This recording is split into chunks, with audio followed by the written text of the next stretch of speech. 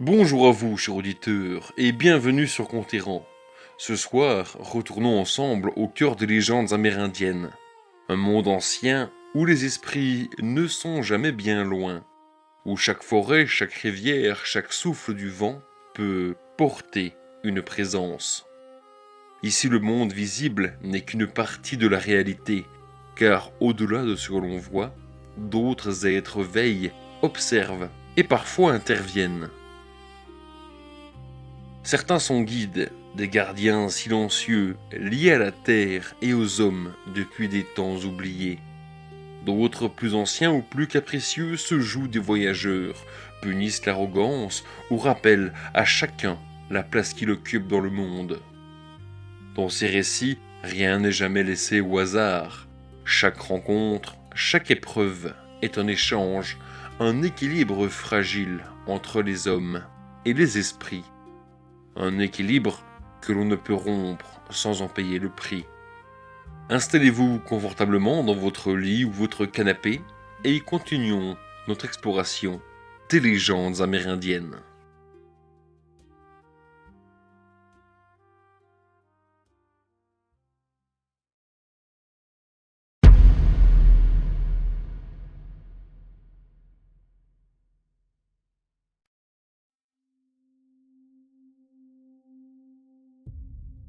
Dans certaines forêts anciennes, là où les racines s'entrelacent profondément dans la terre et où la lumière peine à traverser le feuillage, on raconte que des petits êtres veillent ou observent. On les appelle les Pukuji. Petits, discrets, presque invisibles, ils vivent à l'écart des hommes, nichés entre les pierres, dans le creux des arbres ou sous les collines oubliées. Autrefois, dit-on, ils n'étaient pas hostiles. Ils partageaient le monde avec les hommes, parfois même les guidaient. Mais quelque chose a changé. Avec le temps, les Pukuji se sont éloignés. Certains disent qu'ils ont été trahis, d'autres qu'ils ont été oubliés. Et ce qui était autrefois bienveillant est devenu imprévisible. Car les Pukuji aiment jouer. Ils égarent les voyageurs, déplacent les repères, murmurent dans l'ombre. Ils observent ceux qui pénètrent trop loin dans la forêt et parfois ils décident d'intervenir. Et pas toujours pour aider. On raconte qu'ils peuvent attirer les hommes vers des ravins, souffler sur les braises jusqu'à ce que le feu échappe à tout contrôle, ou simplement faire en sorte que l'on ne retrouve jamais son chemin. Car dans leur monde, ce ne sont pas les hommes qui décident. On dit qu'un chasseur, autrefois, s'était aventuré seul dans une forêt qu'il connaissait pourtant parfaitement. Les sentiers lui étaient familiers, les arbres presque des amis. Mais ce jour-là, quelque chose était différent. Le silence était lourd, le vent semblait retenir son souffle. Puis il entendit un rire, bref, étouffé, presque enfantin. Pensant à un esprit joueur ou à un simple écho, il poursuivit sa route. Mais les arbres commencèrent à changer, les repères disparaissaient, le chemin qu'il venait d'emprunter n'existait déjà plus. Et le rire revint, plus proche cette fois, puis un autre, et encore un autre. Dans l'ombre, entre les troncs, il crut apercevoir de petites silhouettes, immobiles et observant. Il appela. Personne ne répondit. Alors, il marcha plus vite, puis il courut. Mais la forêt ne le menait nulle part. Les arbres se refermaient, les ombres s'étiraient, et les rires, eux, ne s'arrêtaient plus. On ne retrouva jamais le chasseur. Les anciens disent qu'il erre encore perdu entre les chemins qui n'existent pas. D'autres murmurent que les Pukuji l'ont emmené pour qu'il joue avec eux pour toujours. Depuis, ceux qui connaissent ces histoires évitent de s'aventurer seuls ou trop profondément dans les forêts anciennes. car certains lieux ne sont pas faits pour être traversés, et certaines présences n'attendent qu'une chose, que l'on oublie qu'elles existent.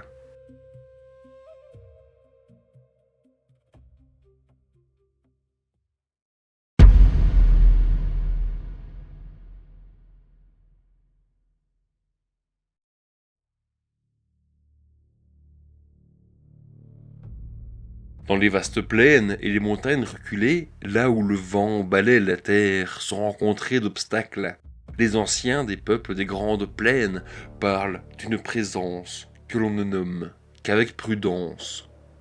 Une bête, pas un loup, pas un chien, pas une créature que l'on peut reconnaître. Et ils l'appellent le Shunka Varakin. On le décrit comme un animal massif, plus grand qu'un loup, au corps allongé et puissant, porté par des pattes épaisses. Son pelage serait sombre, tirant vers le brun ou le noir, parfois mêlé de teintes poussiéreuses, comme s'il portait la terre elle-même sur son dos. Son museau, plus court que celui d'un loup, lui donne une silhouette étrange, presque déformée, et ses yeux, disent certains, brillent d'une lueur terne, froide, mais presque humaine. Une ombre vivante qui rôde aux frontières du monde connu, une chose que l'on aperçoit sans jamais vraiment la voir. Car le Shunkavarakin ne se montre pas comme les autres prédateurs. Il observe, il suit, et surtout, il attend. Les anciens disent que l'on ne croise pas cette créature par hasard, qu'elle choisit ses proies bien avant qu'elle ne sente sa présence. Certains chasseurs ont raconté avoir vu ses traces, trop larges pour un loup, plus profondes, comme si son poids écrasait la terre avec une lenteur implacable, et toujours espacée de manière régulière, presque réfléchie. Mais souvent, les traces s'arrêtent net. Comme si la bête n'avait jamais existé. On raconte qu'un homme, un pisteur expérimenté, avait décidé de suivre ses marques. Il connaissait la terre, les animaux, les dangers. Rien ne lui échappait. Au début, tout semblait normal. Les empreintes étaient fraîches, profondes, régulières. Quelque chose de lourd était passé par là.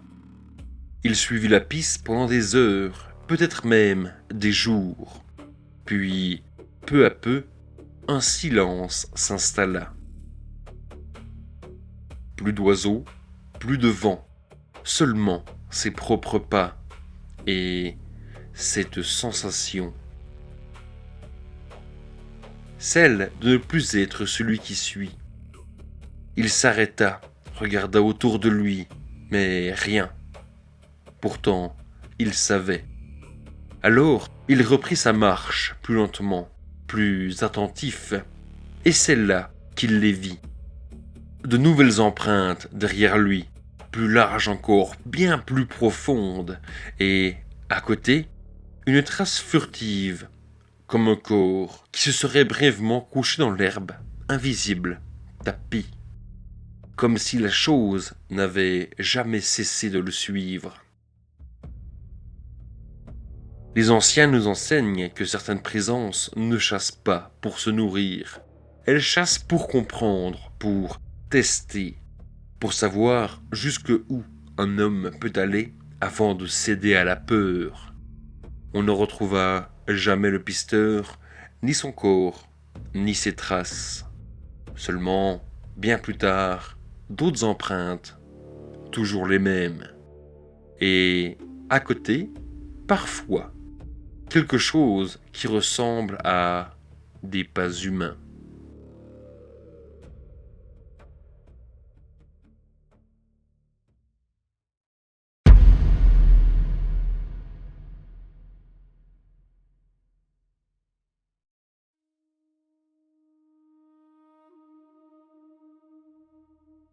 Dans les récits des peuples des Grandes Plaines et de la côte nord-ouest, les anciens parlent d'un être qui ne marche pas sur la terre.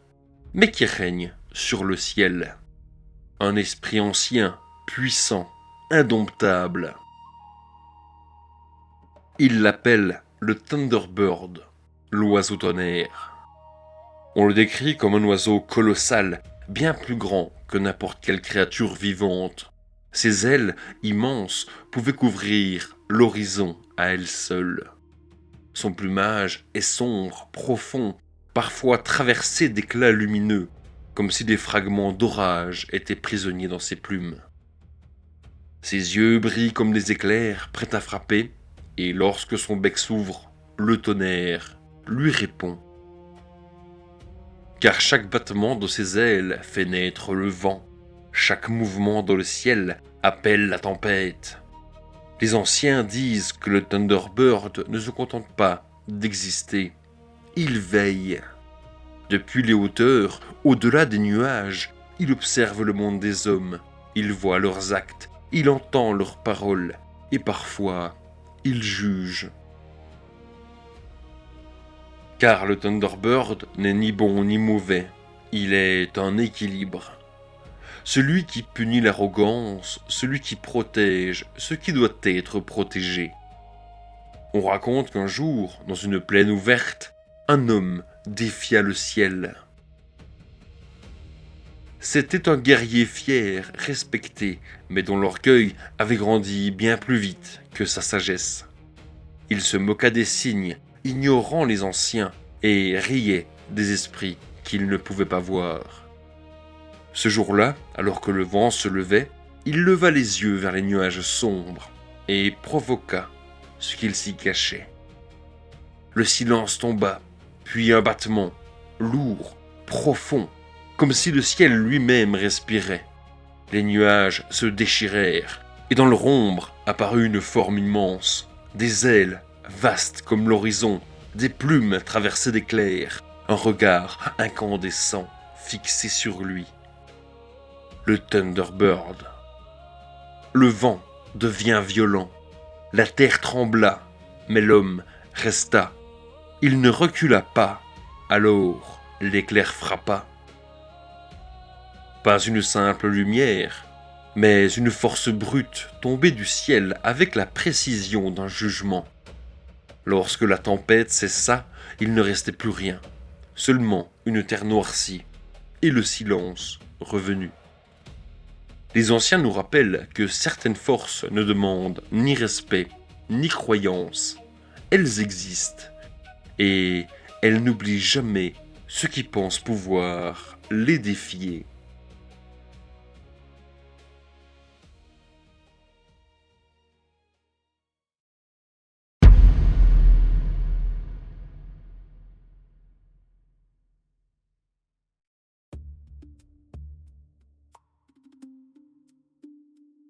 Dans les récits de nombreux peuples, des grandes plaines aux terres arides du sud-ouest, les anciens parlent d'un esprit que l'on ne peut ni classer ni comprendre pleinement. Un être changeant, insaisissable. Ils l'appellent le coyote ou simplement coyote. On le décrit souvent sous la forme d'un animal élancé, au pelage gris ou fauve, aux yeux vifs, presque trop intelligents. Mais ce n'est qu'une apparence, car coyote peut prendre d'autres formes. Une silhouette dans l'ombre, un homme croisé sur un sentier, ou simplement une voix. Toujours proche, jamais là où on l'attend. Les anciens disent qu'il est à la fois créateur et destructeur, qu'il a participé à façonner le monde tout en semant le désordre sur son passage. Il offre, puis reprend. Il enseigne, mais jamais sans conséquence, car Coyote aime jouer. Et dans ces jeux, les règles changent sans prévenir.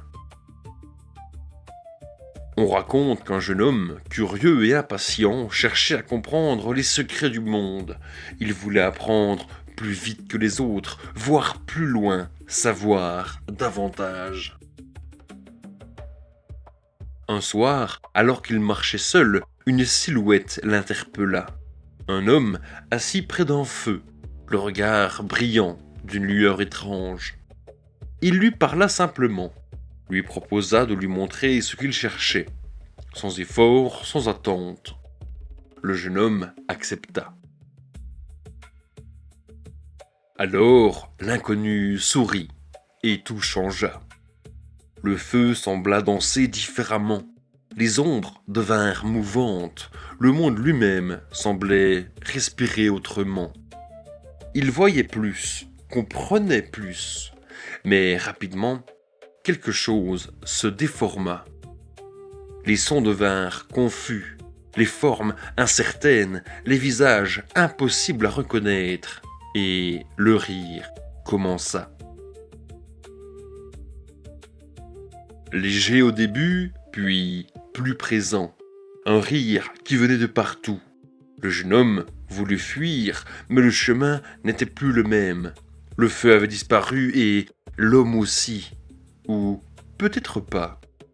Car dans chaque ombre, dans chaque mouvement, il sentait une présence amusée. Observant chacun de ses gestes, chacune de ses erreurs. Les anciens nous enseignent que Coyote ne donne jamais sans prendre, et que ceux qui cherchent des raccourcis trouvent rarement ce qu'ils espéraient. Certains disent que le jeune homme est revenu au village, mais qu'il ne voyait plus le monde comme avant. D'autres racontent qu'il rit parfois, sans raison apparente, comme si il avait compris quelque chose que les autres ne peuvent pas voir. Ou comme si, quelque part, quelque chose continuait de rire avec lui.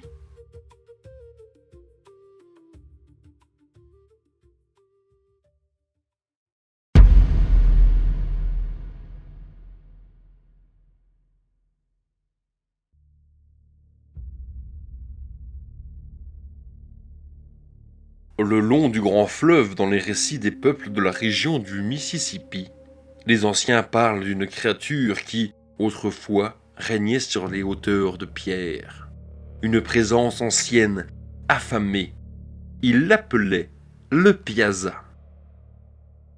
On le décrit parfois comme une petite créature aux grandes pattes et parfois comme une bête gigantesque, mêlant les formes de plusieurs créatures.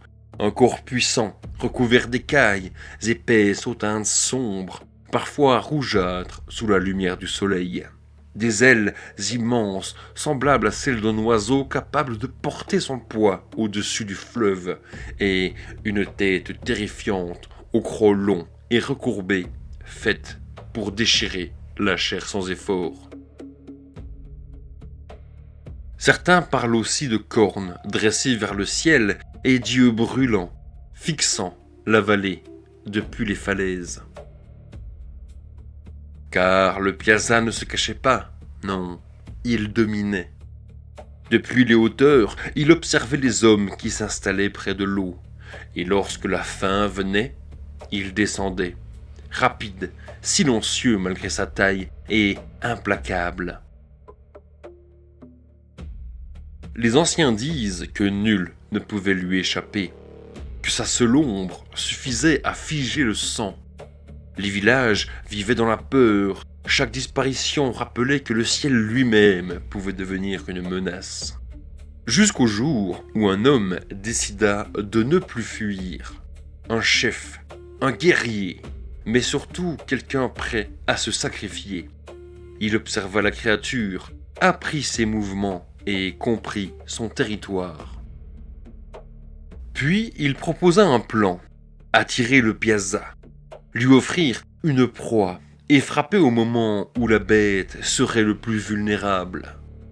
On raconte qu'il se présenta lui-même comme appât, seul, au pied des falaises. Le vent était immobile, le fleuve silencieux, puis l'ombre apparut, immense, glissant sur la pierre, s'étendant sur le sol comme une nuit soudaine. Le Piazza descendait. Ses ailes fendaient l'air, ses yeux fixaient leur proie. Il n'y eut pas de cri, pas d'hésitation. Au moment où la créature plongea, les guerriers surgirent, leurs armes prêtes, leurs gestes précis. Le combat fut bref mais violent, et lorsque tout s'arrêta, le ciel était redevenu calme. Les anciens racontent que ce jour-là, le monstre tomba, mais pas sans emporter avec lui ceux qui avaient osé lui faire face. Depuis, les falaises gardent la mémoire de cette rencontre, et le fleuve continue de couler comme si rien ne s'était jamais passé. Mais certains disent que lorsque le vent se lève au crépuscule, on peut encore apercevoir une ombre glisser le long des rochers, comme un souvenir ou peut-être comme un avertissement.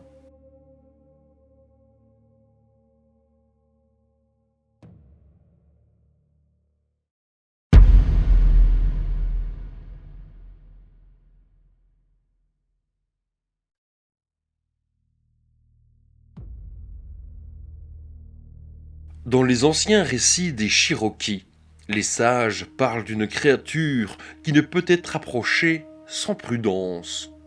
Un être ancien, né bien avant que l'homme ne foule ses terres. Ils l'appellent Uktena.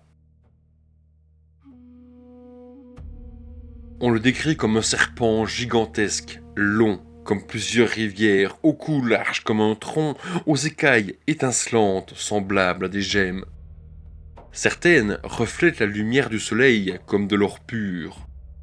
D'autres scintillent comme des rubis ou des saphirs, capturant la couleur du ciel et de la terre.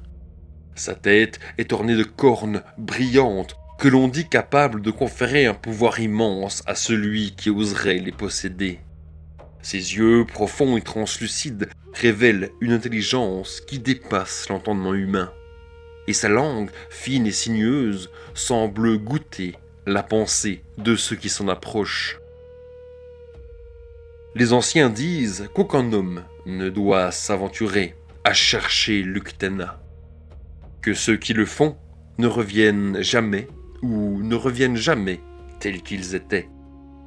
Car l'Uktena ne tue pas toujours. Parfois, il transforme. Parfois, il enseigne à sa manière.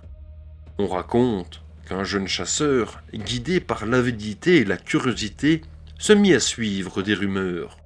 On disait qu'une corne d'Uktena reposait dans un lac sacré. Il voulait la trouver, il voulait la posséder. Il marcha longtemps, seul, à travers la forêt. Chaque arbre semblait murmurer des avertissements, chaque rivière reflétait des images impossibles. Puis il arriva. Le lac, clair comme un miroir, paisible, mais vibrant d'une énergie que nul ne pouvait ignorer. Et là, la surface se brisa. Un serpent immense dont le corps scintillait comme un ciel étoilé émergea. Ses cornes brillantes, suspendues comme une flamme vive entre l'ombre et la lumière, ses yeux rencontrèrent ceux du chasseur, et il sentit son esprit mis à nu. Il voulut saisir la corne, mais une force invisible le retint. Le serpent souffla, pas un souffle de vent, mais une onde dans le cœur et dans la tête du jeune homme.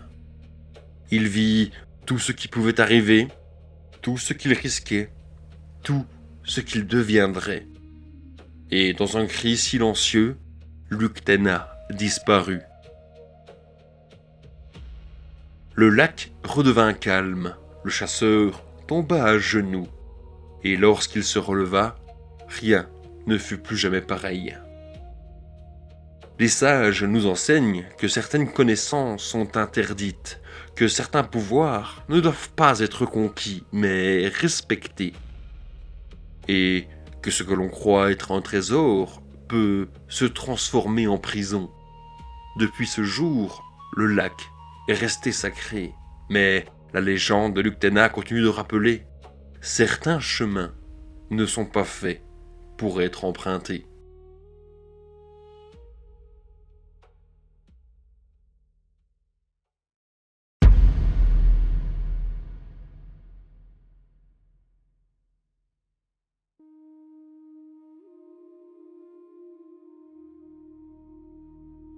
Il y a de cela bien des générations, dans une période de famine qui menaçait le peuple Lakota. Les anciens racontent qu'un signe apparut dans les Black Hills sacrés, là où la terre touche presque le ciel. 2 éclaireurs avaient été envoyés pour chercher des bisons. Ils parcouraient la plaine aride, le cœur lourd et l'estomac vide. Quand, au loin, un nuage blanc se leva, du nuage, une silhouette s'approcha d'eux. Au début, ils crurent voir un veau de bison blanc, mais à mesure qu'elle s'approchait, la créature se révéla être une jeune femme magnifique, drapée d'une peau de daim blanc, cheveux noirs comme la nuit, les yeux profonds comme la terre elle-même. L'un des 2 hommes, aveuglé par le désir, s'avança pour la posséder. Son compagnon l'avertit. « Observe sa nature sacrée, ne te laisse pas tromper par son apparence. » Mais ces mots furent ignorés. Un nuage noir s'abattit aussitôt sur lui. Lorsque la brume se dissipa, il ne restait rien du premier éclaireur, juste un tas d'os à ses pieds. Le second, tremblant, se prosterna, mais la femme lui fit signe d'avancer, ses yeux scrutant son cœur et lisant l'intention qui l'habitait. Elle parla alors dans la langue des Lakota. Un homme qui voit d'abord la beauté extérieure d'une femme ne connaîtra jamais sa beauté divine, mais celui qui perçoit la merveille de son esprit, celui-là connaîtra la divinité cachée en elle. Elle révéla alors sa nature sacrée, et elle confia au jeune homme une mission. S'il suivait ses instructions, son peuple survivrait à la famine. Elle lui enseigna alors les 7 cérémonies sacrées pour honorer la terre-mère et protéger le cycle de l'univers. Elle lui remit la pipe sacrée, symbole vivant des liens entre les hommes, les éléments et les esprits. Chaque partie de cette pipe, la tige, le bol, le tabac, la fumée, représente les relations entre le monde naturel, les éléments, les humains et les êtres spirituels. Maintenant, l'équilibre de l'univers. Les anciens nous rappellent que la femme bison blanc n'offre jamais ses dons à ceux qui regardent seulement la surface des choses. Elle récompense la sagesse, le respect et la pureté du cœur. Et ceux qui suivent ces enseignements voient leur peuple et leur terre prospérer. Lorsque le jeune homme retourna au campement et raconta sa rencontre, le peuple prépara un festin en son honneur et exécuta les cérémonies sacrées. L'abondance revint, la vie reprit, et la mémoire de cette rencontre traversa les générations comme un guide pour ceux qui savent écouter les signes du monde et les murmures du sacré. Ainsi demeure la légende, un rappel que certains dons viennent du ciel et que certaines présences veillent éternellement sur ceux qui marchent avec respect et discernement.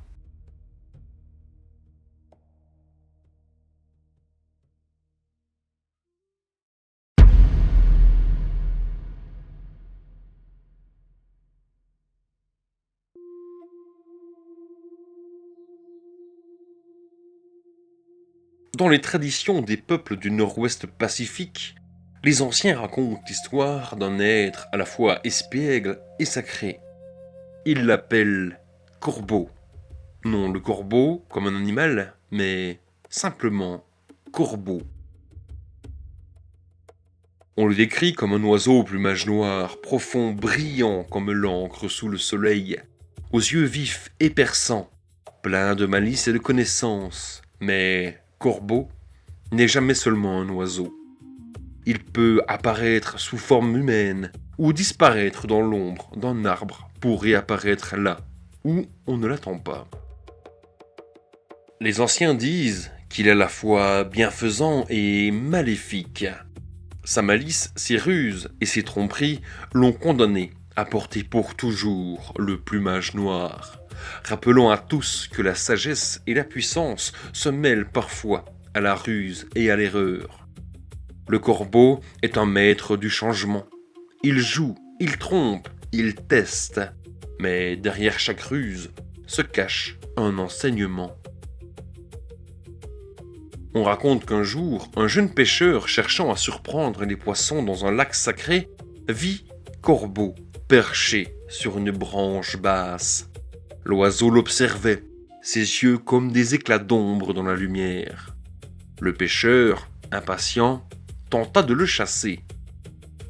Mais Corbeau disparut. Quelques instants plus tard, le lac changea. Des poissons devinrent invisibles, l'eau s'assombrit, et le pêcheur se sentit petit, tout petit, impuissant face à ce monde qu'il croyait connaître. Puis Corbeau réapparut, sous forme d'homme cette fois, et il lui parla doucement. Tu cherches à prendre ce qui est à la terre sans comprendre son rythme. Ce que tu prends sans respect te sera refusé. Ce que tu observes avec attention te sera offert. Le jeune homme comprit alors que Corbeau n'était pas là pour le punir, mais pour transformer, pour enseigner que la connaissance et la sagesse ne se gagnent pas par la force, mais par l'attention et le respect.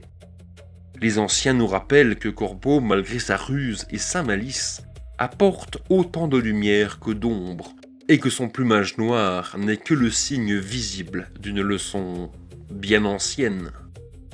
Même ceux qui façonnent le monde doivent accepter leurs erreurs et leurs contradictions. Ainsi, Corbeau demeure éternel et insaisissable à la frontière entre le jeu et la sagesse, entre l'ombre et la lumière, rappelant que tout apprentissage vient avec son mystère.